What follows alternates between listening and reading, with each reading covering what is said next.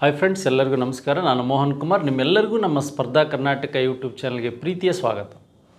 Dear friends, ಈಗಾಗಲೇ TET teacher eligibility test ಅಂತಕ್ಕಂಥದ್ದು 30/6/2024 ನಡೆದಿದೆ. ಇದರಲ್ಲಿರ್ತಕ್ಕಂಥ ಚೈಲ್ಡ್ ಡೆವಲಪ್ಮೆಂಟ್ ಅಂದರೆ ಪೆಡಗಾಗಿ ಅಂತಕ್ಕಂಥದ್ದೇನಿದೆ, ಅಥವಾ ಚೈಲ್ಡ್ ಸೈಕಾಲಜಿ ಆ್ಯಂಡ್ ಪೆಡಗಾಗಿ, ಶಿಶು ಮನೋವಿಜ್ಞಾನ ಮತ್ತು ಬೋಧನಾ ಶಾಸ್ತ್ರಕ್ಕೆ ಸಂಬಂಧಿಸಿದಂತಹ ಪೇಪರ್ 2 68 ಏನಿದೆ, ಆ ಪ್ರಶ್ನೆಗಳಿಗೆ ಒಂದು ಸಂಭವನೀಯ ಉತ್ತರವನ್ನು ಹೇಳೋದಕ್ಕೆ ಅಥವಾ ವಿಶ್ಲೇಷಣೆ ಮಾಡೋದಕ್ಕೆ ನಾನು ಬಂದಿದ್ದೆ.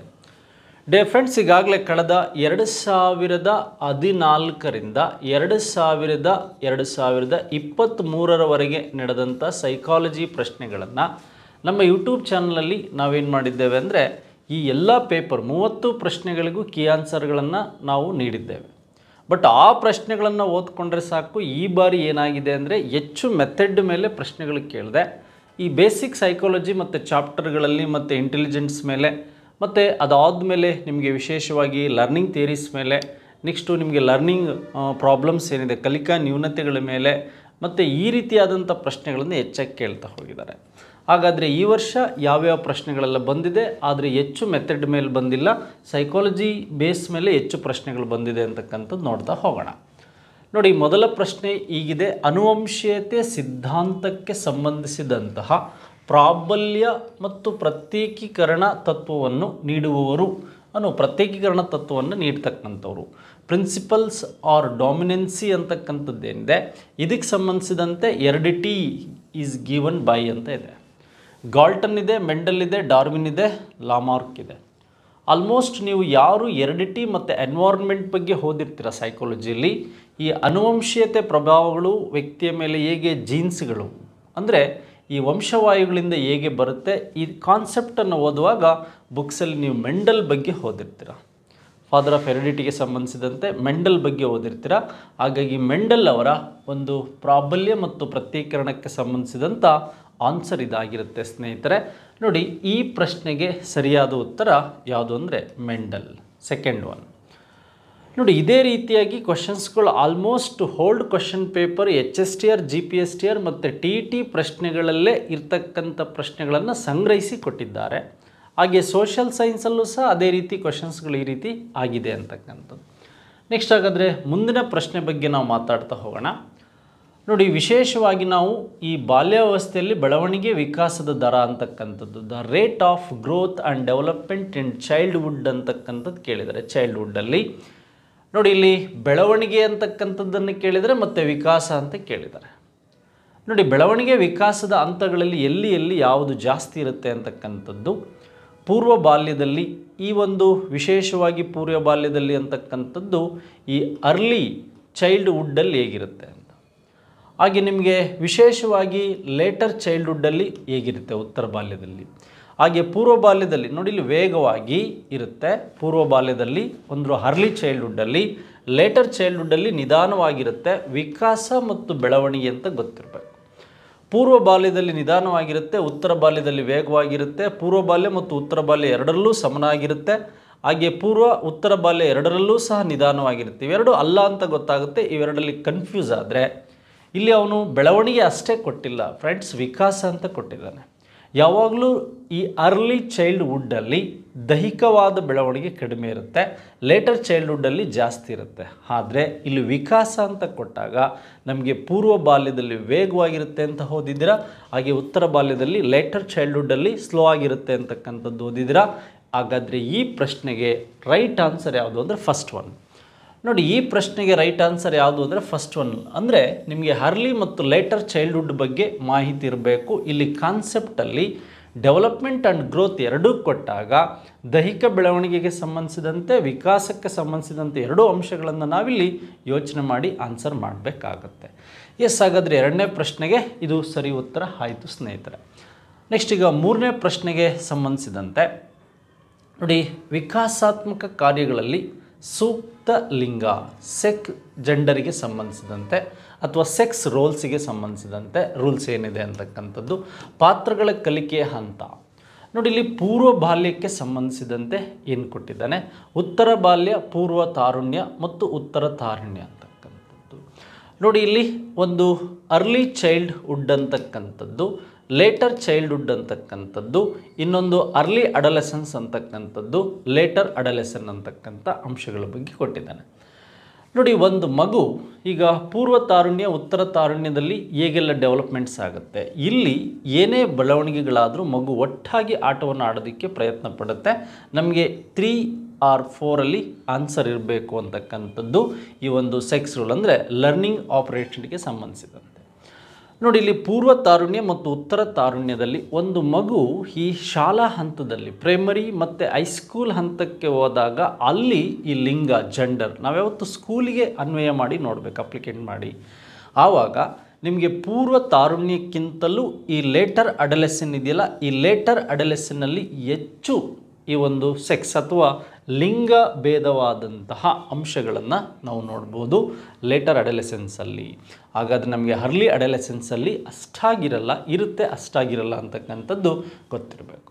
ಓಕೆ ಫ್ರೆಂಡ್ಸ್, ಹಾಗಾದರೆ 3ನೇ ಪ್ರಶ್ನೆಗೆ ಆಪ್ಷನ್ 4 ಸರಿಯಾದ ಉತ್ತರ. ನೆಕ್ಸ್ಟು ಮುಂದಿನ ಪ್ರಶ್ನೆ ಹೀಗಿದೆ, ಈ ಕೆಳಗಿನ ಯಾವುದು ಜ್ಞಾನಾತ್ಮಕ ಬೆಳವಣಿಗೆಯಲ್ಲಿ ಒಂದು ಕಾಗ್ನಿಟಿವ್ ಡೆವಲಪ್ಮೆಂಟ್ ಅಂತ ಕೇಳಿದ್ದಾನೆ. ಜ್ಞಾನಾತ್ಮಕ ಬೆಳವಣಿಗೆ ಅಂದರೆ ಕಾಗ್ನಿಟಿವ್ ಡೆವಲಪ್ಮೆಂಟು. ಕಾಗ್ನಿಟಿವ್ ಅಂದರೆ ಥಿಂಕಿಂಗ್ ಅಬೌಟ್ ಥಿಂಕಿಂಗ್ ಅಂತ ಕರಿತೀವಿ.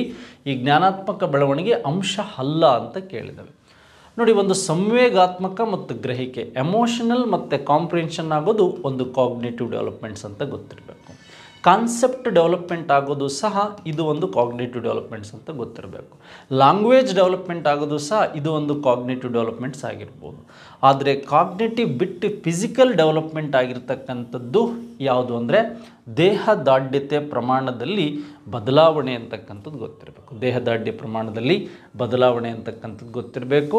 ಕ್ವೆಶ್ಚನ್ 4ಗೆ ರೈಟ್ ಆನ್ಸರ್ ಯಾವುದು ಅಂದರೆ ದೇಹದಾಢ್ಯತೆ ಪ್ರಮಾಣದಲ್ಲಿ ಬದಲಾವಣೆ. ಲೈಕ್ ದಿಸ್ ಇಲ್ಲ ನಮಗೆ ಎಮೋಷನಲ್ ಕಾನ್ಸೆಪ್ಟ್ ಮತ್ತು ಲ್ಯಾಂಗ್ವೇಜ್ ಡೆವಲಪ್ಮೆಂಟ್ಸ್ ಬಗ್ಗೆ ಮಾಹಿತಿ ಗೊತ್ತಾಯಿತು ಸ್ನೇಹಿತರೆ. ಎಸ್, ಹಾಗಾದರೆ ಇದೊಂದು ಬುದ್ಧಿವಂತರು ಸೃಜನಶೀಲರು ಇವರಿಗೆ ಸಂಬಂಧಿಸಿದಂಥ ಬೇಸ್ ಪ್ರಶ್ನೆಯನ್ನು ಕೇಳಿದ್ದಾನೆ. ಜೀವನದ ಯಶಸ್ಸಿಗೆ ಪೂರಕವಾಗಿ ಬುದ್ಧಿಶಕ್ತಿ ಸೂಚ್ಯಾಂಕ ಇಂಟೆಲಿಜೆಂಟ್ ಕೋಶಂಟ್ ಏನಿದೆ ಮತ್ತು ಭಾವನಾತ್ಮಕ ಸೂಚ್ಯಾಂಕ ಎಮೋಷನಲ್ ಕೋಶಂಟ್ ಏನಿದೆ ಗಳಿಂದ ಸಂಬಂಧ ರಿಲೇಟೆಡ್ ಅಂತ ಕೇಳಿದ್ದಾನೆ. ಇಂಟೆಲಿಜೆಂಟ್ ಕೋಶಂಟ್ ಮತ್ತು ನಮಗೆ ಈ ಎಮೋಷನಲ್ ಕೋಶಂಟ್ಗಿರ್ತಕ್ಕಂತಹ ಭಾವನಾತ್ಮಕ ಸಂಬಂಧಗಳೇನಿದೆ, ಈ ಭಾವನಾತ್ಮಕ ಸಂಬಂಧಗಳಿಗೆ ಸಂಬಂಧಿಸಿದಂಥ ಮಾಹಿತಿಯನ್ನು ಇಲ್ಲಿ ಇವನೇನು ಮಾಡ್ತಾನೆ, ನೀಡ್ತಾ ಹೋಗಿದ್ದಾನೆ. ಇಲ್ಲಿ ಆನ್ಸರ್ನ ಕೊಟ್ಟಿದ್ದಾನೆ. ಭಾವನಾತ್ಮಕ ಸೂಚ್ಯಾಂಕ ಎಮೋಷನಲ್ ಇಂಟೆಲಿಜೆನ್ಸಿ ಬುದ್ಧಿಶಕ್ತಿ ಸೂಚ್ಯಾಂಕಕ್ಕಿಂತ ಮಹತ್ವವಾದದ್ದು. ಹಾಗೆ ಬುದ್ಧಿಶಕ್ತಿ ಸೂಚ್ಯಾಂಕ ಇಂಟೆಲಿಜೆಂಟ್ ಕೋಶಂಟ್ ಭಾವನಾತ್ಮಕ ಸೂಚ್ಯಾಂಕಕ್ಕಿಂತ ಮಹತ್ವವಾದದ್ದು. ಹಾಗೆ ನಮಗೆ ಭಾವನಾತ್ಮಕ ಸೂಚ್ಯಾಂಕ ಮತ್ತು ಬುದ್ಧಿಶಕ್ತಿ ಸೂಚ್ಯಾಂಕ ಯಾವುದೇ ರೀತಿಯ ಪರಿಣಾಮವಿಲ್ಲ. ಭಾವನಾತ್ಮಕ ಸೂಚ್ಯಾಂಕ ಮತ್ತು ಬುದ್ಧಿಶಕ್ತಿ ಸೂಚ್ಯಾಂಕ ಸಮಾನವಾಗಿ ಪ್ರಭಾವ ಬೀರುತ್ತದೆ. ಫಾರ್ ಎಕ್ಸಾಂಪಲ್, ಒಂದು ಶಾಲೆಯಲ್ಲಿ ತುಂಬ ಇಂಟೆಲ್ ಇರ್ತಕ್ಕಂಥ ಶಿಕ್ಷಕ, ನಾನು ಶಾಲೆಯನ್ನೇ ತಗೊಳ್ತೇನೆ ಉದಾಹರಣೆಯನ್ನು, ಆ ಮಗುವಿನ ಎಮೋಷನಲ್ ಇಂಟೆಲಿಜೆನ್ಸನ್ನು ಅರ್ಥ ಮಾಡಿಕೊಳ್ಳಿಲ್ಲ ಅಂದರೆ, ಮಗುವಿನ ಒಂದು ಭಾವನೆಯನ್ನು ಅರ್ಥ ಮಾಡಿಕೊಳ್ಳಿಲ್ಲ ಅಂದರೆ ಆ ಟೀಚರ್ ಮಗುವಿಗೆ ಜ್ಞಾನವನ್ನು ಕಲಿಸೋದಕ್ಕೆ ಆಗೋದಿಲ್ಲ. ಹಾಗಾದರೆ ಪ್ರತಿಯೊಬ್ಬ ಟೀಚರ್ ತನ್ನ ಎಮೋಷನಲ್ ಜೊತೆಗೆ ಇಂಟೆಲಿಜೆನ್ಸನ್ನು ಏನು ಮಾಡಬೇಕು, ಅಲ್ಲಿ ಅಪ್ಲೈ ಮಾಡ್ತಾ ಹೋಗಬೇಕಾಗುತ್ತೆ. ಮಗುವಿನ ಮಟ್ಟಕ್ಕೆ ಇಳಿದು ಒಬ್ಬ ಟೀಚರ್ ತನ್ನ ಬುದ್ಧಿವಂತಿಕೆಯ ಮೂಲಕ ಏನು ಮಾಡಬೇಕು, ಟೀಚ್ ಮಾಡಬೇಕಾಗುತ್ತೆ. ಹಾಗಾದರೆ ಈ ಒಂದು ಎಮೋಷನಲ್ ಭಾವನಾತ್ಮಕ ಸೂಚ್ಯಾಂಕ ಬುದ್ಧಿಶಕ್ತಿ ಸೂಚ್ಯಾಂಕಕ್ಕಿಂತಲೂ ಮಹತ್ವ. ನೀನು ಒಬ್ಬ ಅಂದರೆ ಭಾಳ ಇಂಟೆಲಿಜೆನ್ಸ್ ಇರ್ತಕ್ಕಂಥ ಶಿಕ್ಷಕ ಆದರೆ ಸಾಲದು, ಆ ಮಗುವಿನ ಎಮೋಷನಲ್ಸ್ ಮತ್ತು ಆ ಸಿಚುವೇಶನ್ ಸಂದರ್ಭವನ್ನು ನೋಡಿ ನೀವು ಟೀಚ್ ಮಾಡಬೇಕಾಗುತ್ತೆ. ಆದರೆ ಬುದ್ಧಿಶಕ್ತಿ ಇದೆ ಅಂತ ನಾವು ಯಾವ ಸ್ಥಿತಿಯಲ್ಲಿದ್ದರೂ ನಾವು ಟೀಚ್ ಮಾಡಿದರೆ ಅದು ಫೇಲ್ಯೂರ್ ಆಗುತ್ತೆ. ಫಸ್ಟ್ ಒನ್ ಆನ್ಸರ್ ಆಗ್ಬೋದು ಮೇ ಬಿ ಯಾವುದು ಅಂದರೆ ಫಸ್ಟ್ ಒನ್ ಭಾವನಾತ್ಮಕ emotional and IQ intelligent quotient ಅಂತಕ್ಕಂಥದ್ದು ಗೊತ್ತಾಯಿತು. ಎಸ್, ಹಾಗಾದರೆ 5ನೇ ಪ್ರಶ್ನೆಗೆ ಫಸ್ಟ್ ಒನ್ ಆಪ್ಷನ್ ಸರಿಯಾದ ಉತ್ತರ ಸ್ನೇಹಿತರೆ. ನೆಕ್ಸ್ಟ್ ಹಾಗಾದರೆ ಮುಂದಿನ ಪ್ರಶ್ನೆ ಹೀಗಿದೆ, ಥಾರ್ನ್ಡೈಕ್ರವರ ಕಲಿಕೆಯ ನಿಯಮಗಳನ್ನು ಉಪಯೋಗ ಮತ್ತು ಅನುಪಯೋಗ, ನೋಡಿ ಉಪಯೋಗ ಮತ್ತು ಅನುಪಯೋಗಕ್ಕೆ ಸಂಬಂಧಿಸಿದಂತೆ. ನೋಡಿ ಇಲ್ಲಿ ಡಿಸ್ಯೂಸ್ ಮತ್ತು ಅಸೋಸಿಯೇಟಿಗೆ ಸಂಬಂಧಿಸಿದಂಥ ಥಾರ್ನ್ಡೈಕ್ ಲಾಸ್ಗೆ ಸಂಬಂಧಿಸಿದಂತೆ ದ ಲಾ ಆಫ್ ರೆಡಿನೆಸ್ ಅಂತ ಕರಿತೀವಿ, ಲಾ ಆಫ್ ಎಕ್ಸಸೈಸ್ ಅಂತ ಕರಿತೀವಿ, ಲಾ ಆಫ್ ಎಫೆಕ್ಟ್ ಅಂತ ಕರಿತೀವಿ.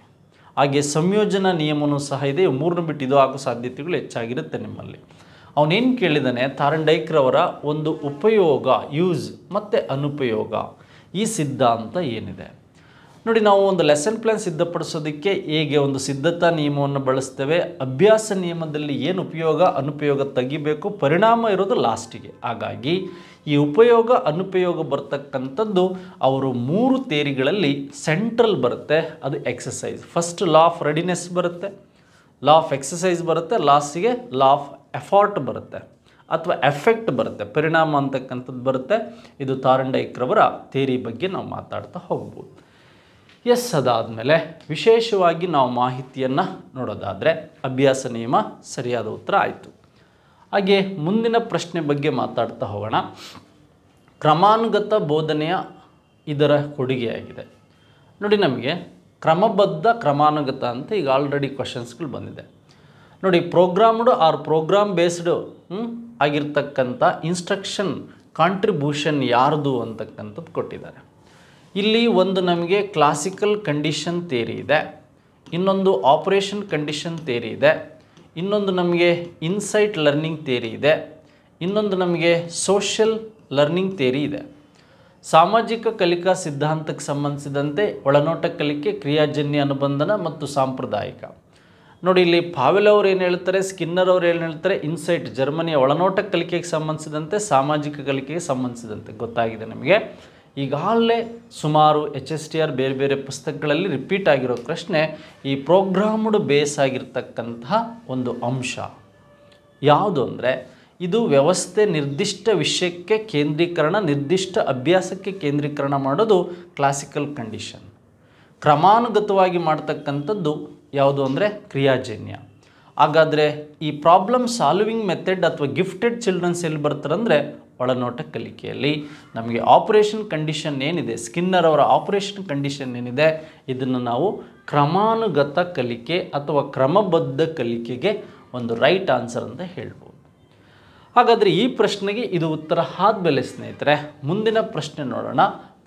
ಪಾವೆಲ್ ಅವರ ಸಾಂಪ್ರದಾಯಿಕ ಅನುಬಂಧನ ಕಲಿಕೆ ಸಿದ್ಧಾಂತದಲ್ಲಿ ಗಂಟೆ ಶಬ್ದ, ಈ ಬೆಲ್ ಸೌಂಡ್ ಅಥವಾ ರಿಂಗಿಂಗ್, ಇಲ್ಲಿ ರಿಂಗ್ ಆಫ್ ಬೆಲ್ ಅಂತ ಕರೀತಾರೆ ನೋಡಿ. ಒಂದು ವಿಶೇಷವಾಗಿ ನಮಗೆ ಏನೆಲ್ಲ ಕೇಳ್ಬೋದು ಅಂತಕ್ಕಂಥದ್ದು, ಒಂದು ಸ್ಟಿಮ್ಯುಲಸ್ ಕೊಟ್ಟಿದ್ದಾನೆ ಇಲ್ಲಿ. ಸ್ಟಿಮ್ಯುಲಸ್ ಒಂದು ಸಹಜವಾದ ಸ್ಟಿಮ್ಯುಲಸ್ ಹೇಗಾಗುತ್ತೆ, ಒಂದು ಕಂಡೀಷನ್ ಸ್ಟಿಮ್ಯುಲಸ್ ಹೇಗಾಗುತ್ತೆ, ಹಾಗೆ ಸಹಜವಾದ ಒಂದು ರೆಸ್ಪಾನ್ಸ್ ಹೇಗಾಗುತ್ತೆ, ಅನುಬಂಧನ ರೆಸ್ಪಾನ್ಸ್, ಸ್ಟಿಮ್ಯುಲಸ್ ಮತ್ತು ರೆಸ್ಪಾನ್ಸಿಗೆ ಸಂಬಂಧಿಸಿದಂಥ ಅಂಶಗಳನ್ನು ಕೊಡ್ತಾ ಹೋಗಿದ್ದಾನೆ ನೋಡಿ. ಒಂದು ನಾಯಿ ಆಹಾರವನ್ನು ಕಂಡ ತಕ್ಷಣ ಅದು ಏನಾದರೂ ರೆಸ್ಪಾನ್ಸ್ ಸ್ಟಿಮ್ಯುಲಸ್ ಮಾಡಿದರೆ, ಉದ್ದೀಪನವನ್ನು ಮಾಡಿದರೆ ಅದು ಸಹಜ. ಆದರೆ ಒಂದು ಅನುಬಂಧಿತ ಕಂಡೀಷನ್ ಅಂತ ಕರಿತೀವಿ. ಇಂಗ್ಲೀಷಲ್ಲಿ ಪ್ರಶ್ನೆ ನೋಡ್ಕೋಬೇಕು. ಕಂಡೀಷನ್ ಒಂದು ಗಂಟೆಯ ಸದ್ದನ್ನು ಹೊಡೆದು ನಂತರ ನಾವು ಅದಕ್ಕೆ ಆಹಾರ ಕೊಡ್ತಾ ಇದ್ದೀವಿ ಅಂದರೆ ಒಂದು ಕಂಡೀಷನ್ ಆಗಿದೆ. ನೆಕ್ಸ್ಟ್ ಆಹಾರ ಬರುತ್ತೆ ಅಂತ ನಾಯಿಯ ಬಾಯಲ್ಲಿ ಏನಾಗುತ್ತೆ, ಜೊಲ್ಲು ಬರುತ್ತೆ. ಇದನ್ನು ನಾವು ಕಂಡೀಷನ್ ಸ್ಟಿಮ್ಯುಲಸ್ ಅಂತ ಕರಿತೀವಿ. ಸೆಕೆಂಡ್ ಒನ್ ಈ ಪಾವೆಲ್ ಅವರ ಕ್ಲಾಸಿಕಲ್ ಕಂಡೀಷನ್ಗೆ ಸಂಬಂಧಿಸಿದಂಥ ಒಂದು ಆನ್ಸರ್ ಆಗುತ್ತೆ. ಎಸ್, ಹಾಗಾದರೆ ಮುಂದಿನ ಪ್ರಶ್ನೆಯನ್ನು ನಾವು ನೋಡೋದಾದರೆ ವಿಶೇಷವಾಗಿ ಗಿಲ್ಫರ್ಡ್ ಅವರ ಬುದ್ಧಿಶಕ್ತಿ ಮಾದರಿಯ 3 ಪ್ರಮುಖ ಆಯಾಮಗಳ ಸರಿಯಾದ ಕ್ರಮ ನೋಡಿ. ಕರೆಕ್ಟ್ ಆರ್ಡರ್, ಹಾಗೆ 3 dimension of Guilford model intellect ಅಂತ ಕೇಳಿದ್ದಾನೆ ನೋಡಿ. ಇಲ್ಲಿ ನಮಗೆ ಫಸ್ಟು ಯಾವುದೇ ವಿಷಯಕ್ಕೆ ಸಂಬಂಧಿಸಿದಂತೆ ನಮಗೆ ಅವರು ಕೆಲವು ಕಡೆ ಏನಾಗುತ್ತೆ ಅಂದರೆ ಪ್ರೋಗ್ರೆಸ್, ಕಂಟೆಂಟ್ ಮತ್ತು ಪ್ರೊಡಕ್ಟ್ ಅಂತ ಕರಿತೀವಿ. ಇಲ್ಲಿ ಒಂದು ಪ್ರೋಗ್ರೆಸ್ ಬೇಕು, ಕಂಟೆಂಟ್ ಬೇಕು ಮತ್ತು ಪ್ರೊಡಕ್ಟ್ ಬೇಕು ಅಂತಕ್ಕಂಥದ್ದು 150ರಿಂದ 80 ವಿಷಯಗಳ ಬಗ್ಗೆ ಗಿಲ್ಫರ್ಡ್ ಅವರು ಏನು ಮಾಡಿದ್ದಾರೆ, ಕಂಟೆಂಟನ್ನು ಎನ್ಲಾರ್ಜ್ ಮಾಡ್ತಾ ಹೋಗಿದ್ದಾರೆ. ಒಂದು ಪ್ರೋಗ್ರೆಸ್ ಆಗುತ್ತೆ, ಒಂದು ಕಂಟೆಂಟ್ ವಿಷಯ ಬೇಕು, ಒಂದು ಪ್ರಾಡಕ್ಟ್ ಉತ್ಪಾದನೆ ಬೇಕು. ಹಾಗಾದರೆ ಈ ಥರ್ಡ್ ಒನ್ ಏನಿದೆ, ಈ ಥರ್ಡ್ ಒನ್ ಇದೆ ಪ್ರೋಗ್ರೆಸ್, ಕಂಟೆಂಟ್ ಮತ್ತು ಪ್ರೊಡಕ್ಟ್ ಅಂತ ಏನಿದೆ, ಈ ಅಂಶಗಳು ಗಿಲ್ಫರ್ಡ್ ಅವರ ಒಂದು ಸಿದ್ಧಾಂತ. ಮತ್ತು ಈ ಸಿದ್ಧಾಂತಕ್ಕೆ ಸಂಬಂಧಿಸಿದಂತೆ ನಾವಿಲ್ಲಿ ರೈಟ್ ಆನ್ಸರನ್ನು ನೋಡ್ತಾ ಹೋಗ್ಬೋದು. ಎಸ್, ಹಾಗಾದರೆ 9ನೇ ಪ್ರಶ್ನೆ ಆದಮೇಲೆ 10ನೇ ಪ್ರಶ್ನೆಯ ಬಗ್ಗೆ ನಾವು ಮಾತಾಡೋದಾದರೆ ಏನು ಮಾತಾಡ್ಬೋದು, ರೆಫರೆನ್ಸ್ ಪ್ರೋಗ್ರೆಸಿವ್ ಮ್ಯಾಟ್ರಿಕ್ಸ್ ಪರೀಕ್ಷೆ ನೋಡಿ. ಇದೊಂದು ಪರ್ಸನಾಲಿಟಿ ಟೆಸ್ಟ್ ಆಗಿದೆಯೋ ಅಥವಾ ಕ್ರಿಯೇಟಿವಿಟಿ ಟೆಸ್ಟ್ ಆಗಿದೆಯೋ ಅಥವಾ ನಮಗೆ ಇದೊಂದು ಆ್ಯಟಿಟ್ಯೂಡ್ ಟೆಸ್ಟ್ ಆಗಿದೆಯೋ ಅಂತಕ್ಕಂಥ ಪ್ರಶ್ನೆ ಕೇಳಿದ್ದಾರೆ, ಅಥವಾ ಇಲ್ಲಿ ಇಂಟೆಲಿಜೆನ್ಸ್ ಟೆಸ್ಟ್ ಆಗಿದೆಯೋ ಅಂತ ಕೇಳಿದ್ದಾರೆ. ಇಷ್ಟಕ್ಕೆ ಸಂಬಂಧಿಸಿದಂತೆ ಬೇರೆ ಬೇರೆ ವಿಧಾನದ ಟೆಸ್ಟ್ಗಳನ್ನು ನೋಡಿರ್ತೀರ. ಈ ರೆಫರೆನ್ಸ್ ಪ್ರೋಗ್ರೆಸಿವ್ ಟೆಸ್ಟಿಗೆ ಸಂಬಂಧಿಸಿದಂತೆ ಇದೊಂದು ಬುದ್ಧಿಶಕ್ತಿ ಪರೀಕ್ಷೆ ಅಂತ ನಿಮಗೆ ಗೊತ್ತಿರಬೇಕು. ಬುದ್ಧಿಶಕ್ತಿ ಪರೀಕ್ಷೆ ಅಂತ ಗೊತ್ತಿರಬೇಕು. ಇದು ಇದಕ್ಕೆ ಸರಿಯಾದ ಉತ್ತರವಾಗಿರುತ್ತೆ ಅಂತಕ್ಕಂಥದ್ದು ನೀವು ಓದಿರ್ತೀರ ಟೆಕ್ಸ್ಟ್ ಬುಕ್ಸ್ಗಳಲ್ಲಿ. ಎಸ್, ಹಾಗಾದರೆ 10ನೇ ಪ್ರಶ್ನೆ ಆದಮೇಲೆ ನಾವು 11ನೇ ಪ್ರಶ್ನೆ ಬಗ್ಗೆ ಮಾತಾಡೋಣ. ಸಿಗ್ಮಂಡ್ ಫ್ರಾಯ್ಡ್ ಅವರ ಅಭಿವೃದ್ಧಿಪಡಿಸಿದ ವ್ಯಕ್ತಿತ್ವ ಸಿದ್ಧಾಂತ ಯಾವುದು ಅಂತ. ಏಕೆಂದರೆ ಸಿಗ್ಮಂಡ್ ಫ್ರಾಯ್ಡ್ ಅವರು ಸೈಕಾಲಜಿಗೆ ಏನು ಕೊಡುಗೆ ಕೊಟ್ಟಿದ್ದಾರೆ, ಅವರ ಥೇರೀಸ್ ಏನಿದೆ, ಸಿಗ್ಮಂಡ್ ಫ್ರಾಯ್ಡ್ ಅವರ ವಿಶೇಷ ಅಂಶಗಳ ಬಗ್ಗೆ ಓದಿರ್ತೀರ. ಫಸ್ಟ್ ಚಾಪ್ಟರ್ಲು ಇದ್ರ ಬಗ್ಗೆ ನೀವು ಓದಿರ್ತೀರ. ಒಂದು ಇಂಡಿವಿಜುವಲ್ ಸೈಕಾಲಜಿ ಸಂಬಂಧಿಸಿದಂತೆ, ಅನಾಲಿಟಿಕ್ ಸೈಕಾಲಜಿಗೆ ಸಂಬಂಧಿಸಿದಂತೆ ಸೈಕೋ ಅನಾಲಿಸಿಸ್ ಅಂತ ಕರಿತೀವಿ. ಮನೋವಿಶ್ಲೇಷಣೆ ಅಂದರೆ ಸೈಕೋ ಅನಾಲಿಸಿಸ್ ಥಿಯರಿ ಏನಿದೆ, ಈ ಸೈಕೋ ಅನಾಲಿಸಿಸ್ ಥಿಯರಿಯನ್ನು ಫೌಂಡ್ ಮಾಡಿದವನು ಯಾರು ಅಂದರೆ ಸಿಗ್ಮಂಡ್ ಫ್ರಾಯ್ಡ್ ಅಂತಕ್ಕಂಥದ್ದು ನಿಮ್ಗೆ ಗೊತ್ತಿದೆ. ಸಿಗ್ಮಂಡ್ ಫ್ರಾಯ್ಡ್ ಅಂತಕ್ಕಂಥದ್ದು ಇವ್ರ ಬಗ್ಗೆನೇ ನಮಗೆ ಮಾಹಿತಿ ಇರಬೇಕು. 11ನೇ ಪ್ರಶ್ನೆ ಇದು ಡೈರೆಕ್ಟ್ ಬಂದಿರತಕ್ಕಂಥ ಪ್ರಶ್ನೆ. ಇದಕ್ಕೆ answer Sigmund Freud, psycho analysis theory ಅಂತ ಕರಿತೀವಿ. ಎಸ್, ಹಾಗಾದರೆ ಮುಂದಿನ ಅಂಶಕ್ಕೆ ಸಂಬಂಧಿಸಿದಂತೆ ನೋಡಿದಾದರೆ ರಾಬರ್ಟ್ ಎಂ ಗ್ಯಾಗ್ನೆ ಅವರ ಕಲಿಕೆಯ ವರ್ಗೀಕರಣದ 8ನೆಯ ಕಲಿಕೆ. ಲೈಕ್ ದಿಸ್, ಅವರು ಈ ಫಸ್ಟ್ ಸ್ಟೆಪ್ಪಿಂದ ಈ ಲಾಸ್ಟ್ 8ನೇ ಸ್ಟೆಪ್ನವರೆಗೂ ಅವ್ರು ಏನು ಮಾಡ್ತಾರೆ, ಆನ್ಸರನ್ನು ಮಾಡಿದ್ದಾರೆ.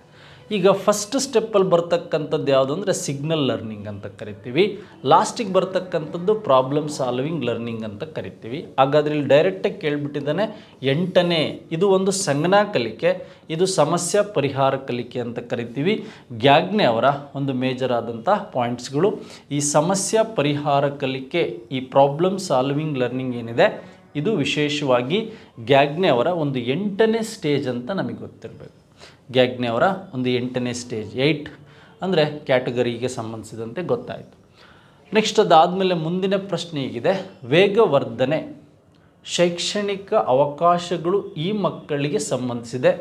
ಇಲ್ಲಿ ಗಿಫ್ಟೆಡ್ ಚಿಲ್ಡ್ರನ್ಸ್ ಕೊಟ್ಟಿದ್ದಾರೆ, ಹಾಗೆ ಕ್ರಿಯೇಟಿವಿಟಿ ಚಿಲ್ಡ್ರನ್ಸ್ ಕೊಟ್ಟಿದ್ದಾರೆ, ಹಾಗೆ ಸ್ಲೋ ಲರ್ನರ್ಸ್ ಚಿಲ್ಡ್ರನ್ಸನ್ನು ಕೊಟ್ಟಿದ್ದಾರೆ, ಹಾಗೆ ಈಗ ಜನರಲ್ ಚಿಲ್ಡ್ರನ್ಸ್ ಅಂದರೆ ಸಾಮಾನ್ಯವಾಗಿ ಕಾಮನ್ ಚಿಲ್ಡ್ರನ್ಸ್ ಬಗ್ಗೆ ಕೊಟ್ಟಿದ್ದಾರೆ, ಸಾಮಾನ್ಯ ಮಕ್ಕಳು.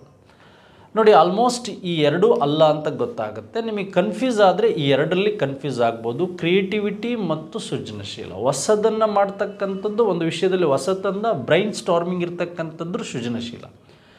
ಬಟ್ ಅತಿ ವೇಗವಾಗಿ ಒಂದು ವಿಷಯವನ್ನು ಕ್ಯಾಚ್ ಮಾಡಿದಾಗ ಒಂದು ತರಗತಿಯಲ್ಲಿ 40 ಸ್ಟೂಡೆಂಟ್ಸ್ ಇದ್ದರೆ 40 ಸ್ಟೂಡೆಂಟ್ಸಲ್ಲಿ ಒಂದು 3 to 4 ಮೆಂಬರ್ಸ್ ರ್ಯಾಂಕ್ ಬರ್ತಾರೆ ಅಂದರೆ ಅವರು ವೇಗವಾಗಿ ವಿಷಯವನ್ನು ಕ್ಯಾಚ್ ಮಾಡ್ತಾರೆ. ಅವರನ್ನು ನಾವು ಕ್ರಿಯೇಟಿವಿಟಿ ಜೊತೆಗೆ ನಾವು ಗಿಫ್ಟೆಡ್ ಚಿಲ್ಡ್ರನ್ಸ್ ಅಂತ ಕನ್ಸಿಡರ್ ಮಾಡ್ತೀವಿ. ಪ್ರತಿಭಾವಂತ ಮಕ್ಕಳು. ನೀವು ಜನರಲ್ಲಾಗಿ ಯೋಚನೆ ಮಾಡಬೇಕು. ಸೈಕಾಲಜಿ ಅಂದಾಗ ಜನರಲ್ಲಾಗಿ ನೀವು ಯೋಚನೆ ಮಾಡಿದರೆ ಈ ಪ್ರಶ್ನೆಗಳಿಗೆ ಆನ್ಸರ್ ಮಾಡ್ಬೋದು. ಫಸ್ಟ್ ಕ್ವಶನ್ಸಿಗೆ ಅಥವಾ ಈ ಕ್ವಶನ್ಗೆ ಫಸ್ಟ್ ಒನ್ ರೈಟ್ ಆನ್ಸರ್ ಯಾವುದು, ಈ ಗಿಫ್ಟೆಡ್ ಚಿಲ್ಡ್ರನ್ಸ್ ಅಂತ ಏನು ಬರ್ತಾರೆ, ಈ ಗಿಫ್ಟೆಡ್ ಚಿಲ್ಡ್ರನ್ಸಲ್ಲಿ ಇದು ಮುಖ್ಯವಾದಂಥ ಒಂದು ರೈಟ್ ಆನ್ಸರ್. ನೆಕ್ಸ್ಟ್ ಹಾಗಾದರೆ ಮುಂದಿನ ಪ್ರಶ್ನೆ, ಗಣಿತಶಾಸ್ತ್ರದಲ್ಲಿ ಇಲ್ಲಿ ಟ್ರಾನ್ಸ್ಫರ್ ಆಫ್ ಲರ್ನಿಂಗ್ ಬಗ್ಗೆ ಕೊಟ್ಟಿದ್ದಾನೆ, ಕಲಿಕೆಯ ವರ್ಗಾವಣೆ. ನೋಡಿ, ಇಲ್ಲಿ ಟ್ರಾನ್ಸ್ಫರ್ ಆಫ್ ಲರ್ನಿಂಗ್ ಬಗ್ಗೆ ಏನೆಲ್ಲ ಕ್ವಶನ್ಸು, ಟ್ರಾನ್ಸ್ಫರ್ಗೆ ಅಥವಾ ಫ್ಯಾಕ್ಟರ್ಸ್ ಆಫ್ ಲರ್ನಿಂಗಿಗೆ ಸಂಬಂಧಿಸಿದಂಥ ವರ್ಗಾವಣೆಗಳಿಗೆ ಸಂಬಂಧಿಸಿದಂತೆ ಕೊಟ್ಟಿದ್ದಾನೆ. ಗಣಿತದಲ್ಲಿ ಪಡೆದ ಜ್ಞಾನವು ಭೌತಶಾಸ್ತ್ರದ ಸಮಸ್ಯೆಗಳನ್ನು ಬಿಡಿಸಲು ಸಹಾಯಕವಾಗುವುದು. ಈ ಉದಾಹರಣೆಗೆ ಸೂಕ್ತವಾದ ಕಲಿಕೆ ವರ್ಗಾವಣೆ. ನೋಡಿ, ನೀವು ಯಾರೋ ಒಬ್ಬ ಸೈಕಲ್ ಓಡಿಸೋನು ಹೋಗಿ ಕಾರನ್ನು ಓಡಿಸಿದರೆ ಅಲ್ಲಿ ಏನಾಗುತ್ತೆ, ಅದು ಋಣಾತ್ಮಕವಾದಂಥ ಲರ್ನಿಂಗ್ ಸ್ಟಾರ್ಟ್ ಆಗುತ್ತೆ. ಏಕೆಂದರೆ ಇಲ್ಲಿ ಕೈ ಸ್ಟೇರಿಂಗ್, ಬ್ರೇಕನ್ನು ಕೈಯಲ್ಲಿ ಹಿಡಿತಾನೆ ಬೈಕಲ್ಲಿ, ಆದರೆ ನೀವು ಕಾರಲ್ಲಿ ಏನಾಗಬೇಕು, ಕಾಲಲ್ಲಿ ಹೊಡಿಬೇಕು. ಆವಾಗ ಅದು ನೆಗೆಟಿವ್ ಟ್ರಾನ್ಸ್ಫರ್ ಆಫ್ ಲರ್ನಿಂಗ್ ಅಂತ ಕರಿತೀವಿ. ಇದನ್ನು ನೆಗೆಟಿವ್ ಟ್ರಾನ್ಸ್ಫರ್ ಆಫ್ ಲರ್ನಿಂಗ್. ಆದರೆ ಇಲ್ಲಿ ಮ್ಯಾಥ್ಸು ಫಿಸಿಕ್ಸ್ ಮೇಲೆ ಕೆಲವು ಹೆಲ್ಪ್ ಆಗ್ತಾ ಇದೆ ಅಂದರೆ ಇದು ಪಾಸಿಟಿವ್ ಟ್ರಾನ್ಸ್ಫರ್ ಆಫ್ ಲರ್ನಿಂಗ್ ಅಂತ ಕರಿತೀವಿ. ಇದೊಂದು ಧನಾತ್ಮಕ ಕಲಿಕೆಯ ವರ್ಗಾವಣೆ. ನೋಡಿ, ಶೂನ್ಯ ವರ್ಗಾವಣೆ, ಒಂದು ಸಾರಿ ಕಲ್ತಂಥದ್ದು ನೀವು ಮತ್ತೆ ನಿಮಗೆ ಝೀರೋ ಟ್ರಾನ್ಸ್ಫರ್ ಆಫ್ ಲರ್ನಿಂಗ್ ಅಂತ ಏನು ಕರಿತೀವಿ, ಹೆಲ್ಪ್ ಆಗಲಿಲ್ಲ ಅಂದರೆ ಅದು ಝೀರೋ ಟ್ರಾನ್ಸ್ಫರ್ ಆಫ್ ಲರ್ನಿಂಗ್. ಹಾಗಾದರೆ ಇದಕ್ಕೆ 14ನೇ ಪ್ರಶ್ನೆಗೆ ನಮಗೆ ಪಾಸಿಟಿವ್ ಟ್ರಾನ್ಸ್ಫರ್ ಆಫ್ ಲರ್ನಿಂಗ್ ಅಂತಕ್ಕಂಥದ್ದು ಆನ್ಸರ್.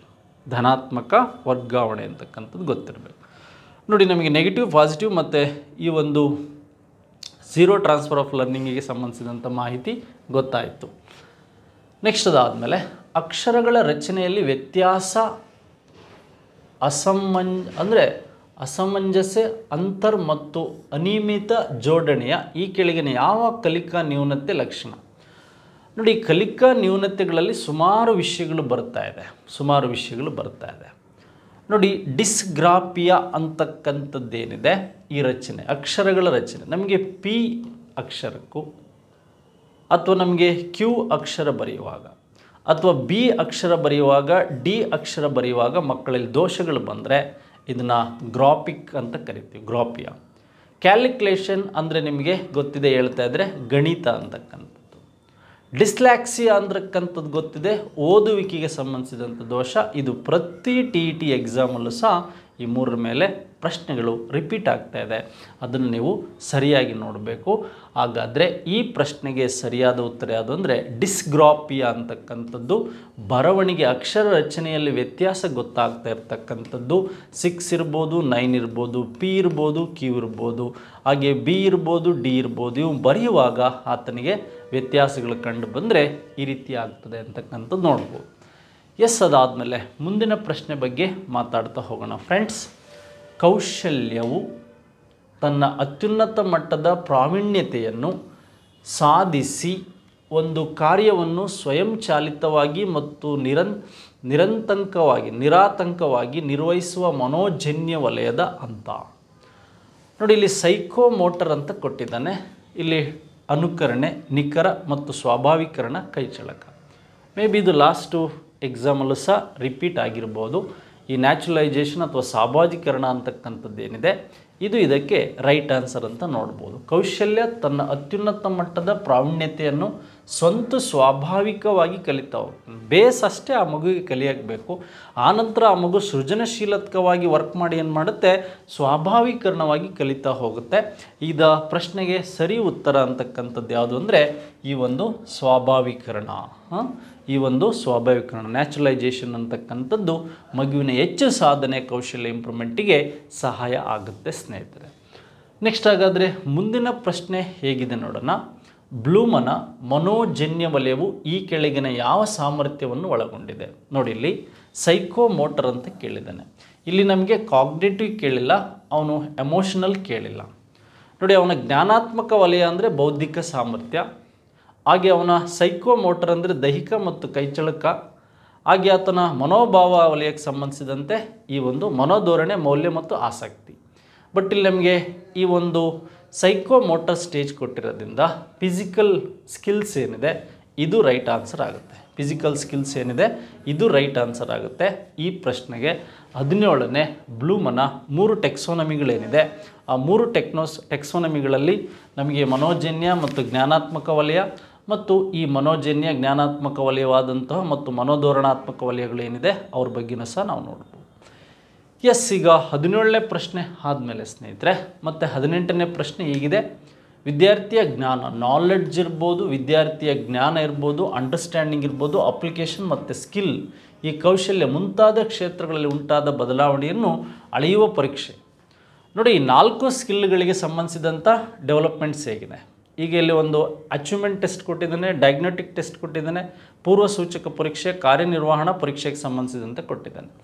ಮೋಬಿ ನಮಗೆ ಇವೆರಡು ಅಲ್ಲ ಅಂತ ಗೊತ್ತಾದರೂ ಈ ಎರಡರಲ್ಲಿ ಕನ್ಫ್ಯೂಸ್ ಆಗ್ಬೋದು. ಆ್ಯಕ್ಚುಲಿ ಜ್ಞಾನ ಮತ್ತು ಅಂಡರ್ಸ್ಟ್ಯಾಂಡಿಂಗ್, ಅಪ್ಲಿಕೇಶನ್ ಮತ್ತು ಕೌಶಲ್ಯ ಇವೆಲ್ಲ ಇರೋದು ಈ ಅಚೀವ್ಮೆಂಟ್ ಟೆಸ್ಟಲ್ಲಿ. ಎಲ್ಲಿ ಅಂದರೆ ಸಾಧನಾ ಪರೀಕ್ಷೆಯಲ್ಲಿ ನಾವು ಇದನ್ನು ವರ್ಕ್ ಮಾಡ್ಬೋದು ಸ್ನೇಹಿತರೆ. ಈಗ ನಾವು ವಿಶೇಷವಾಗಿ ಕೇಳ್ಬೋದಾದಂಥ ಪ್ರಶ್ನೆ ನಮಗೆ ಗೊತ್ತಾಗ್ತಾ ಹೋಯಿತು, ಅದು ಸಾಧನಾ ಪರೀಕ್ಷೆ. ಹಾಗಾದರೆ ಮುಂದಿನ ಪ್ರಶ್ನೆ ನೋಡೋಣ. ಈ ಕೆಳಗಿನವುಗಳಲ್ಲಿ ಅನ್ವಯಕ್ಕೆ ಸಂಬಂಧಪಟ್ಟ ವರ್ತನಾ ಫಲವನ್ನು ಒಳಗೊಂಡಿರುವ ವಾಕ್ಯ. ನೋಡಿ, ಇಲ್ಲಿ ಬಿಹೇವಿಯರಲ್ ಅಂತಕ್ಕಂಥದ್ದಿದೆ, outcome related to the application ಅಂತ ಇದೆ.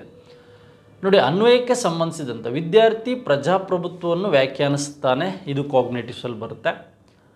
ಹಾಗೆ ಅಥವಾ ಇದು ವಿದ್ಯಾರ್ಥಿ ವ್ಯಾಖ್ಯಾನಿಸ್ತಾನೆ ಅಂದರೆ ಆತನ ತಿಳುವಳಿಕೆ ಅಥವಾ ಕಾಂಪ್ರಿಹೆನ್ಷನಲ್ಲಿ ಹೇಗೆ ಬರುತ್ತೆ. ಸ್ಮರಿಸುತ್ತಾನೆ ಅಂತಕ್ಕಂಥದ್ದು ಹೇಗೆ ಬರುತ್ತೆ. ಹೂವಿನ ಚಿತ್ರಗಳನ್ನು ಕ್ರಿಯೇಟಿವಿಟಿಯಾಗಿ ಸ್ಕಿಲ್ಲಲ್ಲಿ ಹೇಗೆ ಬರುತ್ತೆ. ಇಲ್ಲಿ ಕೇಳಿರೋದು ಅಪ್ಲಿಕೇಬಲ್. ಒಂದು ನೋಟ್ಸ್ ಆಫ್ ಲೆಸನ್ ಬರೆಯುವಾಗ ನೀವು ಸ್ಕಿನ್ ಕೌಶಲ್ಯ ಅಪ್ಲಿಕೇಶನ್ಗೆ ಸಂಬಂಧಿಸಿದಂತೆ ವಿದ್ಯಾರ್ಥಿ ಲೋಹಗಳು ಮತ್ತು ಉತ್ತಮ ವಿದ್ಯುತ್ ವಾಹಕಗಳನ್ನು ಒಂದು ಸಾಮಾನ್ಯೀಕರಣ ಬದಲು. ನೀವು ಏನು ಮಾಡ್ತೀರಾ, ಕೌಶಲ್ಯ, ಅನ್ವಯ ಇವೆಲ್ಲ ಬರಿತಾ ಹೋಗ್ತೀರಿ ಲೆಸನ್ ಪ್ಲಾನ್ ಬರೆಯುವಾಗ. ಅದನ್ನೇ ಕ್ವಶನ್ಸ್ ಆಗಿ ಕೇಳಿದ್ದಾನೆ ಅಷ್ಟೇ ಇಲ್ಲಿ, ಅದನ್ನೇ ಕ್ವಶನ್ಸ್ ಆಗಿ ಕೇಳಿದ್ದಾನೆ. ಈಗ ಅಪ್ಲಿಕೇಬಲಿಗೆ ಸಂಬಂಧಿಸಿದಂತೆ ವಿದ್ಯಾರ್ಥಿ ಲೋಹಗಳು ಉತ್ತಮ ಮತ್ತು ವಿದ್ಯುತ್ ವಾಹಕಗಳು, ಲೋಹಗಳು ಉತ್ತಮ ಮತ್ತು ವಿದ್ಯುತ್ ವಾಹಕಗಳ ಬಳಕೆಯ ಸಾಮಾನ್ಯೀಕರಣಕ್ಕೆ ಸಂಬಂಧಿಸಿದಂತೆ ಬರ್ತವೆ ಅಂತಕ್ಕಂಥದ್ದು ನೋಡ್ಬೋದು. ಇದು ರೈಟ್ ಆನ್ಸರ್. ಹಾಗಾದರೆ ಸ್ನೇಹಿತರೆ, ಮುಂದಿನ ಪ್ರಶ್ನೆ ಹೀಗಿದೆ. ಸಾಮಾನ್ಯ ಮಕ್ಕಳ ಬುದ್ಧಿಶಕ್ತಿ ಸೂಚ್ಯಂಕ ಇಂಟೆಲಿಜೆಂಟ್ ಕೋಶೆಂಟ್ ಏನಿದೆ, ಇಂಟೆಲಿಜೆಂಟ್ ಕೋಶೆಂಟ್ ಎಷ್ಟಿರುತ್ತೆ ಸಾಮಾನ್ಯ ಮಕ್ಕಳದು? ನೋಡಿ, ಈ ಎರಡು ಅಲ್ಲ ಅಂತ ಗೊತ್ತಾಗುತ್ತೆ. ಇದು ಅವರೇಜ್ಗಿಂತ ಕಡಿಮೆ, ಸ್ಲೋ ಲರ್ನರ್ಸ್.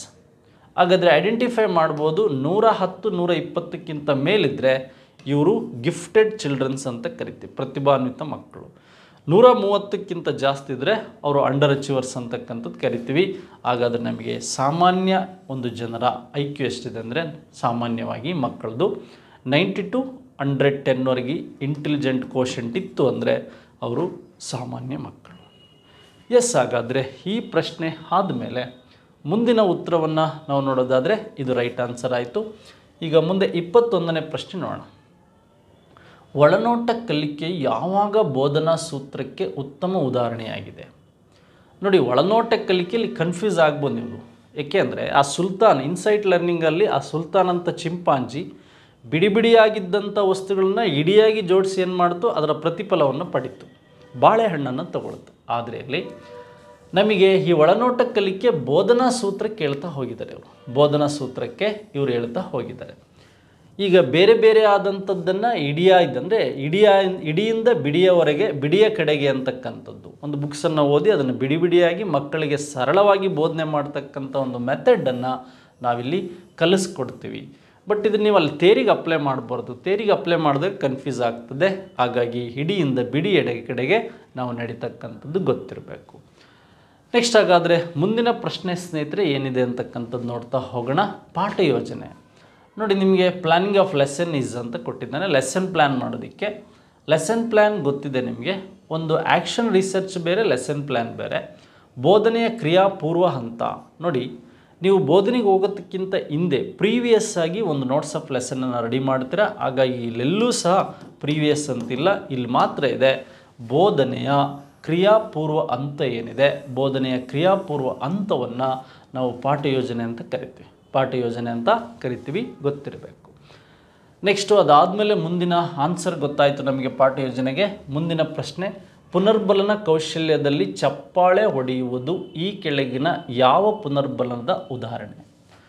ಧನಾತ್ಮಕ ಶಾಬ್ದಿಕ ಅಂದರೆ ನಾವು ಜೋರಾಗೆ ಬೇಸ್, ಗುಡ್ ಅಂತ ಇರ್ತಕ್ಕಂಥ ನಾವು ಶಾಬ್ದಿಕವಾಗಿ ಹೇಳ್ತಕ್ಕಂಥದ್ದು, ಇದು ಧನಾತ್ಮಕ. ಚಪ್ಪಾಳೆ ಹೊಡೆಯೋದೇನು ಋಣಾತ್ಮಕ ಅಲ್ಲ, ಈ ರೈಟ್ ಆನ್ಸರ್ ಆಗೋದಿಲ್ಲ. ಹಾಗೆ ಋಣಾತ್ಮಕ ಅಶಾಬ್ದಿಕನೂ ಆಗೋದಿಲ್ಲ. ಧನಾತ್ಮಕ ಶಾಬ್ದಿಕ, ನಾವು ಮಾತಾಡದೆ ಚಪ್ಪಾಳೆಯ ಮೂಲಕ ಒಂದು ಶಬ್ದವನ್ನು, ಅಶಾಬ್ದಿಕ ಶಬ್ದವನ್ನು, ನಾನ್ ವರ್ಬಲ್ ಅಶಾಬ್ದಿಕ ಶಬ್ದವನ್ನು ನಾವಿಲ್ಲಿ ಉಂಟು ಮಾಡಿದರೆ ಅದು ವರ್ಬಲ್ ಮತ್ತು ನಾನ್ ವರ್ಬಲ್ಗೆ ಸಂಬಂಧಿಸಿದಂತೆ ಇದು ಥರ್ಡ್ ಒನ್ ರೈಟ್ ಆನ್ಸರ್ ಆಗುತ್ತೆ. ಥರ್ಡ್ ಒನ್ ಏನಾಗುತ್ತೆ, ರೈಟ್ ಆನ್ಸರ್ ಆಗುತ್ತೆ ಅಂತಕ್ಕಂಥದ್ದನ್ನು ನಾವು ನೋಡ್ತಾ ಹೋಗ್ಬೋದು. ಧನಾತ್ಮಕ ಅಶಾಬ್ದಿಕ ಚಪ್ಪಾಳೆ, ಮಾತನಾಡಿದರೆ ಶಾಬ್ದಿಕ. ಎಸ್, ಪುನರ್ ಕೇಂದ್ರೀಕರಣ ಮತ್ತು ಪುನರ್ ನಿರ್ದೇಶನ ಈ ಕೆಳಗಿನ ಯಾವ ಕೌಶಲ್ಯದ ಘಟಕಾಂಶ? ನೋಡಿ, ಅಲ್ಲಿ ನಮಗೆ ಏನು ವಿಶೇಷವಾಗಿ ಮಾಡ್ಬೋದು, ರೆಫ್ಯೂಸ್ ಅಂದರೆ ರೀಯೂಸ್ ಮಾಡೋದಕ್ಕೆ ಏನೆಲ್ಲ ಅಂಶಗಳಿರುತ್ತೆ. ಪಾಠ ಪೀಠಿಕಾ ಕೌಶಲ್ಯ, ಪಾಠ ಪೀಠಿಕಾ ಕೋಶದಲ್ಲಿ ನಾವು ಪುನರ್ಬಲನೆ ಮಾಡೋಕ್ಕಾಗಲ್ಲ, ಇಂಟ್ರೊಡಕ್ಷನ್ ಹೇಳ್ತೀವಿ.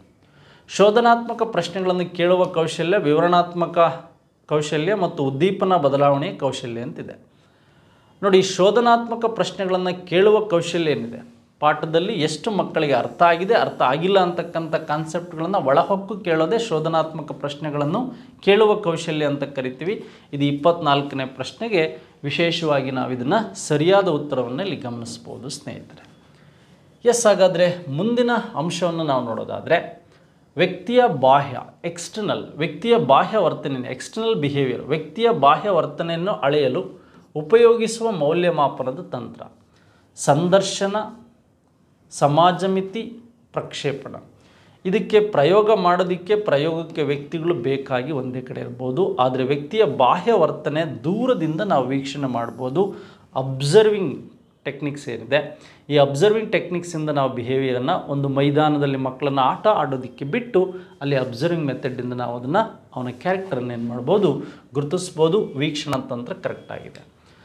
ನೆಕ್ಸ್ಟ್ ಹಾಗಾದರೆ ಒಬ್ಬ ವ್ಯಕ್ತಿತ್ವ ವಿಕಸನ, ಪರ್ಸನಾಲಿಟಿ ಡೆವಲಪ್ಮೆಂಟ್, ವ್ಯಕ್ತಿತ್ವ ವಿಕಸನ, ಅನುವಂಶೀಯತೆ ಮತ್ತು ಪರಿಪಕ್ವತೆ ಇವುಗಳ ಸಂಬಂಧವನ್ನು ತೋರಿಸುವ ಒಂದು ಸಮೀಕರಣ ಆಗಿದೆ ಅಂತಕ್ಕಂಥದ್ದು. ನೋಡಿ ಇಲ್ಲಿ ಯಾವ ರೀತಿ ಇದೆ ಅಂತಕ್ಕಂಥದ್ದು ಸಮೀಕರಣ. ಅನುವಂಶೀಯತೆ ಮತ್ತು ಪರಿಸರ ನೋಡಿ ಒಂದು ಅಲ್ಲ ಅಂದರೂ ಅದು ಅನುವಂಶೀಯತೆ ಮತ್ತು ಬೆಳವಣಿಗೆ ಮತ್ತು ವಿಕಾಸಕ್ಕೆ ತುಂಬ ನಿಯರೆಸ್ಟ್ ಆಗಿರ್ತಕ್ಕಂಥದ್ದು ಅನುವಂಶೀಯತೆ ಮತ್ತು ಪರಿಸರ. ಇದು ರಿಪೀಟೆಡ್ ಕ್ವಶನ್, ಪ್ಲಸ್ ಆಗಲಿ ಮೈನಸ್ ಆಗಲಿ ಡಿವೈಡೆಡ್ ಬೈ ಬರೋದಿಲ್ಲ, ಇಂಟು ಆದಾಗ ಒಂದು ರಿಸಲ್ಟ್ ಬರುತ್ತೆ. ಅದನ್ನು ನಾವು ವಿಕಾಸ ಅಥವಾ ಬೆಳವಣಿಗೆ ಅಂತ ಕರಿತೀವಿ. ಅನುವಂಶೀಯತೆ ಮತ್ತು ಪರಿಸರ ಅಂತಕ್ಕಂಥದ್ದು ಹೆರಿಡಿಟಿ ಆ್ಯಂಡ್ ಎನ್ವೈರ್ನ್ಮೆಂಟ್ ಅಂತ ಏನಿದೆ, ಇದು ವಿಕಾಸ ಬೆಳವಣಿಗೆಗೆ ಮುಖ್ಯವಾದಂಥ ಒಂದಕ್ಕೊಂದು ಪೂರಕವಾದ ಸಂಬಂಧವನ್ನು ಸಹ ಹೊಂದಿರುತ್ತೆ. ಥರ್ಡ್ ಒನ್ ಇದಕ್ಕೆ ರೈಟ್ ಆನ್ಸರ್ ಯಾವುದು ಅಂದರೆ ಹೆರಿಡಿಟಿ ಇಂಟು ಎನ್ವೈರ್ನ್ಮೆಂಟ್ ಅಂತಕ್ಕಂಥದ್ದು ರೈಟ್ ಆನ್ಸರ್ ಸ್ನೇಹಿತರೆ, ಗೊತ್ತಿರಬೇಕು. ಎಸ್, ಹಾಗಾದರೆ ಮುಂದಿನ ಪ್ರಶ್ನೆ ಬಗ್ಗೆ ಮಾತಾಡ್ತಾ ಹೋಗೋಣ. ಒಬ್ಬ ವಿದ್ಯಾರ್ಥಿ ಸಾಧನೆಯನ್ನು ಅದೇ ತರಗತಿಯಲ್ಲಿ ಇತರ ವಿದ್ಯಾರ್ಥಿಗಳ ಗುಂಪಿಗೆ ಹೋಲಿಸಿ ಅವನ ಸಾಮರ್ಥ್ಯವನ್ನು ನಿರ್ಧರಿಸುವ ಪರೀಕ್ಷೆ. ಒಂದು ಕ್ರೈಟೀರಿಯಾ ಮೆಥಡ್ಸ್ ಏನಿದೆ, ಡಯಾಗ್ನೋಸ್ಟಿಕ್ ಟೆಸ್ಟ್ ಕೊಟ್ಟಿದ್ದಾರೆ, ಪೂರ್ವ ಸೂಚಕ ಪರೀಕ್ಷೆ ಕೊಟ್ಟಿದ್ದಾರೆ, ಪ್ರಮಾಣಕ ಆಧಾರಿತ ಪರೀಕ್ಷೆ ಕೊಟ್ಟಿದ್ದಾರೆ. ನೋಡಿ, ಒಂದು ಮಾನದಂಡವನ್ನು ಇಟ್ಟಾಗ ಮಾತ್ರ ಆ ಸಾಧನೆ ಅದೇ ತರಗತಿ ಇತರ ವಿದ್ಯಾರ್ಥಿಗಳಿಗೆ ಹೋಲಿಸಿ ಅವನ ಸಾಮರ್ಥ್ಯವನ್ನು ನಿರ್ಧರಿಸೋದಕ್ಕೆ ಅನುಕೂಲ ಆಗುತ್ತೆ. ಮಾನದಂಡ ಆಧಾರಿತ ಪರೀಕ್ಷೆ ಅಂತಕ್ಕಂಥದ್ದು ಸ್ನೇಹಿತರೆ ನಿಮಗೆ ಗೊತ್ತಿರಬೇಕು. ನೋಡಿ, ಇಲ್ಲಿ ಈ ವಿಷಯಕ್ಕೆ ಸಂಬಂಧಿಸಿದಂಥ ಅಂಶಗಳನ್ನು ನಾವಿಲ್ಲಿ ಅಧ್ಯಯನ ಮಾಡ್ಬೋದಾಗುತ್ತೆ. ಎಸ್, ಹಾಗಾದರೆ ಮುಂದಿನ ಪ್ರಶ್ನೆ ಯಾವುದಿದೆ ಮತ್ತು ಆ ಪ್ರಶ್ನೆಗೆ ಸಂಬಂಧಿಸಿದಂಥ ವಿಷಯಗಳನ್ನು ನಮಗೇನು ಕೇಳ್ಬೋದು ಅಂತಕ್ಕಂಥದ್ದು ಮಾನದಂಡ ಅಂತೇನಿದೆ ಇದು ನಮಗೆ ಗೊತ್ತಾಯಿತು ಸ್ನೇಹಿತರೆ. ಎಸ್, ಹಾಗಾದರೆ ನಾವು ಮುಂದಿನ ಪ್ರಶ್ನೆ ಯಾವುದಿದೆ ಅಂತಕ್ಕಂಥದ್ದು ನೋಡ್ತಾ ಹೋಗೋಣ. 28ನೇ ಪ್ರಶ್ನೆ ನೋಡಿ, ವೈಗೊಟಸ್ಕಿ ಅವರ ಪ್ರಕಾರ ಈ ಕೆಳಗಿನ ಚಿತ್ರದಲ್ಲಿ ಯಾವ ಅಕ್ಷರವು ಸಮೀಪದ ಅಭಿವೃದ್ಧಿ ವಲಯವನ್ನು ಪ್ರತಿನಿಧಿಸುತ್ತದೆ? ಅವನೇನು ಕೊಟ್ಟಿದ್ದಾನೆ, ಝೂನ್ ಪ್ರಾಕ್ಸಿಮಲ್, ಅಂದರೆ ಇವನು ಝೂನ್ ಪ್ರಾಕ್ಸಿಮಲ್ಗೆ ಸಂಬಂಧಿಸಿದಂಥ ಅಂಶಗಳನ್ನು ಏನು ಮಾಡ್ತಾ ಹೋಗಿದ್ದಾರೆ, ಕೊಡ್ತಾ ಹೋಗಿದ್ದಾರೆ. ನೋಡಿ, ನಾವು ಝೆಡ್ ಇಲ್ಲಿ ವಿಶೇಷವಾಗಿ ಏನು ಪ್ರಶ್ನೆಗಳನ್ನು ಕೇಳ್ಬೋದು. ಇಲ್ಲಾಂದರೆ ಇಲ್ಲೇನು ಕೊಡ್ತಾ ಹೋಗಿದ್ದಾರೆ ಅಂದರೆ ಝೆಡ್ ಅಂತಕ್ಕಂಥದ್ದು ಏನಿರುತ್ತೆ ಆ ಝೆಡ್ಡಿಗೆ ಸಂಬಂಧಿಸಿದಂಥ ವಿಷಯಗಳನ್ನು ಝೆಡ್ ಪ್ರಾಕ್ಸಿಮಲ್ ಡೆವಲಪ್ಮೆಂಟ್ ಅಂತ ಏನಿದೆ, ಸಮೀಪ ವಲಯಕ್ಕೆ ಸಂಬಂಧಿಸಿದಂತೆ ಇದು ಒಂದು ಸೆಂಟ್ರ್ ಆದರೆ ಈ ಕಡೆಯಿಂದ ಸೆಂಟ್ರ್ ಇರ್ತಕ್ಕಂಥ ಈ ಬಿ ಆಪ್ಷನ್ಸ್ ಏನಿದೆ ಇದು, ಯಾಕೆಂದರೆ ಇದುವರೆಗೂ ವೈಗೊಟಸ್ಕಿ ಅವರ ಸೋಷಿಯೋ ಕಲ್ಚರ್ ಥಿಯರಿ ಬಗ್ಗೆನೇ ಕ್ವಶನ್ಸ್ ಬರ್ತಾ ಇತ್ತು. ಒಂದು ಮಗು ಬೆಳವಣಿಗೆಗೆ ಆ ಸಮಾಜದಲ್ಲಿ ಒಂದು ಸ್ಕೂಲ್, ಶಾಲೆ, ಗ್ರಂಥಾಲಯ ಅಥವಾ ಪುಸ್ತಕಗಳನ್ನು ಮೆಟೀರಿಯಲ್ಸನ್ನು ಒದಗಿಸಿದರೆ ಆ ಮಗು ಚೆನ್ನಾಗಿ ಗ್ರೋತ್ ಆಗುತ್ತೆ ಅಂತಕ್ಕಂಥದ್ದು ಹೇಳಿದ್ದು ವೈಗೊಟಸ್ಕಿ ಅವರು.